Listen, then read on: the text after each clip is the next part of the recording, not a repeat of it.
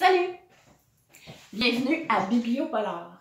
Cette semaine, on va parler d'une histoire de Sherlock Holmes. Moi, j'adore Sherlock Holmes. Je ne sais pas si vous êtes comme moi, mais je trouve que son univers est vraiment génial. Puis, ça vieillit très bien, honnêtement, avec notre temps d'aujourd'hui.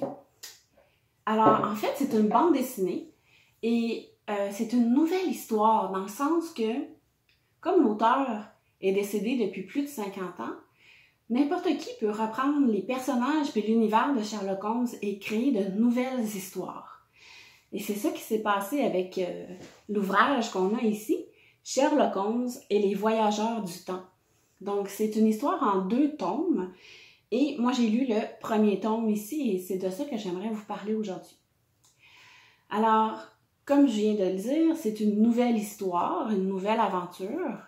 Et je suis toujours curieuse de voir les réadaptations, que ce soit au cinéma ou si on pense par exemple à la série faite par la BBC avec M. Cumberbatch, qui est vraiment, je trouve, une belle réussite. J'avais hâte de voir avec cette histoire-là qu'est-ce qu'il en était. Et aussi, je dois vous dire que je suis une grande fan de bande dessinée. Donc, je vais vous la montrer un petit peu. Voilà. Donc, voici un peu à quoi ressemblent les images et la bande dessinée en elle-même.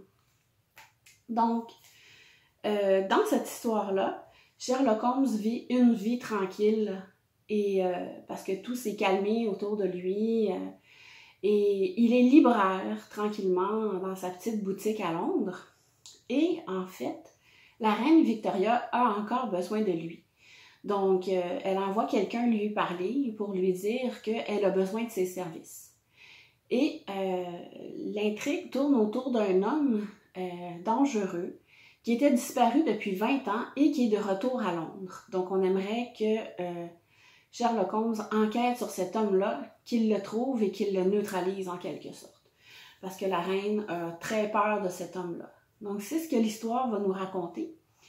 L'auteur, c'est Sylvain Cordurier, qui est un scénariste de bande dessinée française, début de la cinquantaine, qui d'habitude fait beaucoup dans les histoires fantastiques et histoires de science-fiction. Donc, ce qui est un petit peu spécial quand on pense à Sherlock Holmes, parce que d'habitude, Sherlock Holmes, c'est beaucoup dans la logique. Tu sais, c'est un... Quand on prend le Sherlock Holmes de l'univers initial de Sir Conan Doyle, c'est quelqu'un de vraiment très terre-à-terre et très logique. Tout s'explique et tout a vraiment une explication logique. Donc, j'étais curieuse de voir comment un scénariste de BD plutôt fantastique et science-fiction allait aborder l'univers de Sherlock Holmes. Et je dois dire aussi qu'en fait, cet auteur a écrit plusieurs bandes dessinées sur Sherlock Holmes. Moi, c'est la première que je lis là, de cet auteur-là. Enfin, les plus dans cette histoire-là, en fait, c'est que une histoire de Sherlock Holmes, c'est toujours le fun. Comme je vous disais, moi, j'adore l'univers. J'ai lu des histoires originales de Sir Conan Doyle, des adaptations, donc je suis fascinée par cet univers-là. Et ce qui est intéressant aussi, c'est que ça se passe dans le Londres de la fin du 19e siècle, que je trouve aussi une époque intéressante. Dans les choses que j'ai moins aimées, par contre, c'est les dessins qui sont faits par Lassie. Donc, je peux vous les remontrer encore un petit peu. C'est sûr que j'ai trouvé les dessins un peu sombres et l'univers un peu sombre aussi. C'est probablement l'histoire qui veut ça. Sauf que le petit défaut, c'est que j'ai trouvé que tous les personnages se ressemblent d'un point de vue visuel. Et à chaque 2 pages, au début, on change de personnage parce qu'on met en place l'intrigue et on va aller présenter les différents personnages. Fait que j'aurais aimé ça peut-être que dans les personnages principaux, il y ait peut-être un petit trait distinctif, je sais pas, un qui aurait un petit foulard d'une certaine couleur, un qui aurait un mouchoir dans la poche d'une autre couleur, tu sais, quelque chose comme ça qui m'aurait aidé à me situer. J'ai trouvé ça un petit peu difficile pour la lecture. Souvent, je revenais en arrière pour dire « Ok, c'est qui lui déjà? Ah oui, ok, c'est tel personnage. » C'était pas une lecture fluide. Une autre chose, c'est que j'ai trouvé que dans le livre, il y avait trop de science-fiction à mon goût.